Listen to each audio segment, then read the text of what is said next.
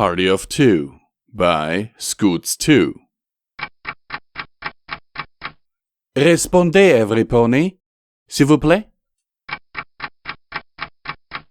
Cheese Sandwich had the definite sense that they were being followed. Scratch that.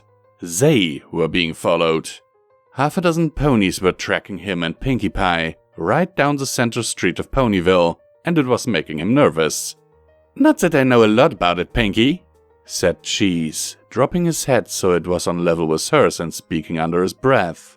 "But I thought Hearts and Hoofs Day was something you did with a special some pony and not with a crowd." A pair of big blue eyes, so very big and so very blue, met his, white with surprise.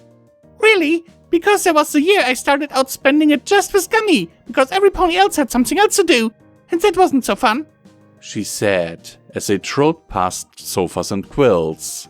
"I guess Big Mac and Geraldine did sort of spend it mostly with the special some pony once, and they wouldn't stop talking about it, and Mrs. Cake said they wouldn't even order, but eventually the love potion wore off. Only it took Big Mac a long time to pay for all the repairs. And I had fun too that time with Gummy once he decided he should throw a big party and every pony in town decided to come." She glanced behind her and squeaked. "Oh, look, Cheesy!" Half a dozen ponies had become a dozen, and more were gathering behind them as they trotted down the street. Now that she'd noticed them, it was a lost cause. It was going to be a party, whether he liked it or not. The super-dupiest, pinkest, most perfect party pony of them all was trotting beside him, and he was going to have to share her, because literally every pony in town was her best friend. It was her own unique kind of magic. A pair of party ponies were always going to have waves of happiness rolling off them, reaching out to every pony they passed, through doors and windows and even through the walls, beckoning them to drop what they were doing and join in the fun.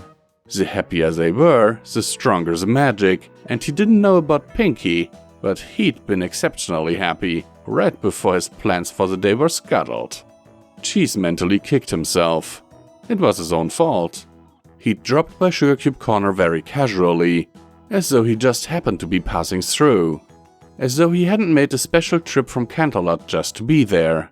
He'd waited around until there were absolutely no customers, scrutinizing every jar of candy in the place as though it were fascinating, and asked if she happened to be doing anything for Hearts and Hoofs Day, and if not, did she want to spend it with him?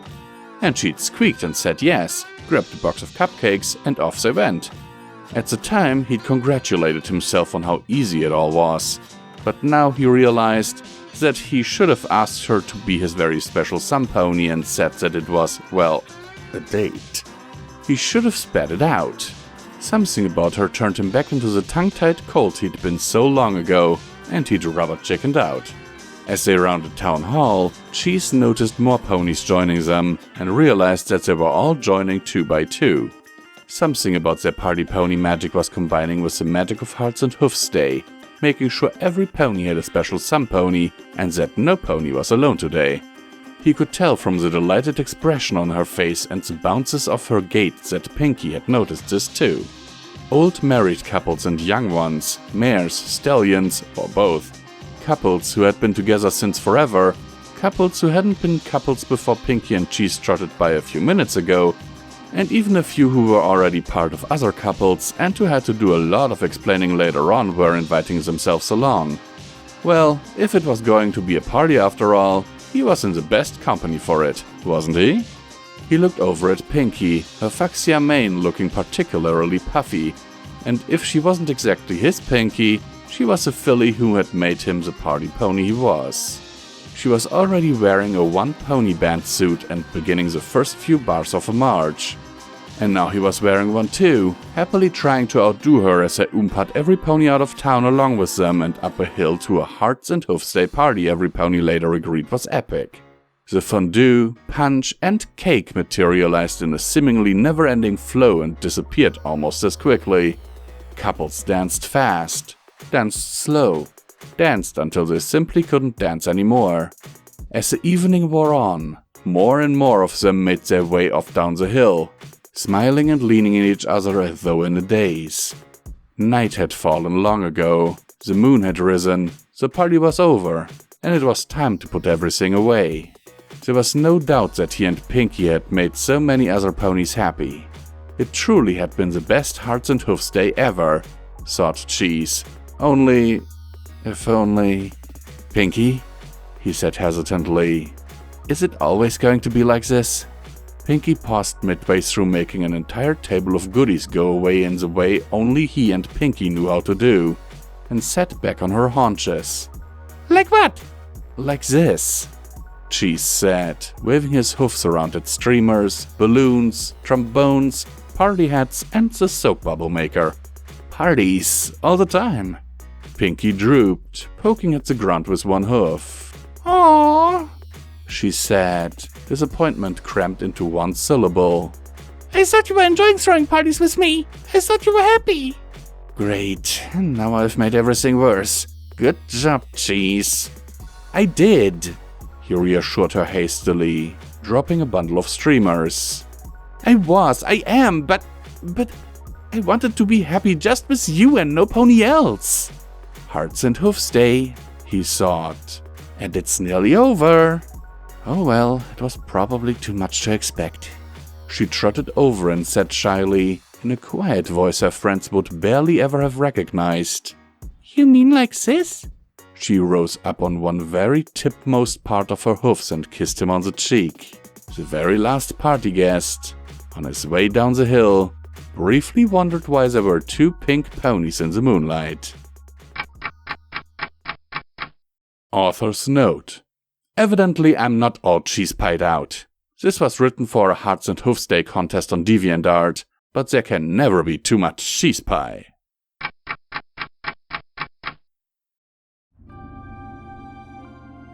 We here at Pony&Wolf Productions thank these amazing patrons of ours for their monthly support, without which all of this would not be possible.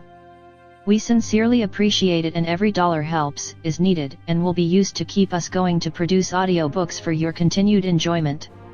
It is, now more than ever, important that you support your favorite creators if possible, due to YouTube changing in a way that is not very friendly to content creators. Especially small content creators, like us. In recent months, the names you see on screen have enabled Midnight and Visual Pony to keep going and only having to sell off part of their belongings to not end up on the street. As an incentive for everyone, Visual Pony has broken a vow and has promised to read and record Fallout Equestria, Murky number 7, should the monthly support reach $1,500. To be clear, this is the absolute minimum amount needed to keep the apartment and all bills paid without starving, while a production of this size is ongoing.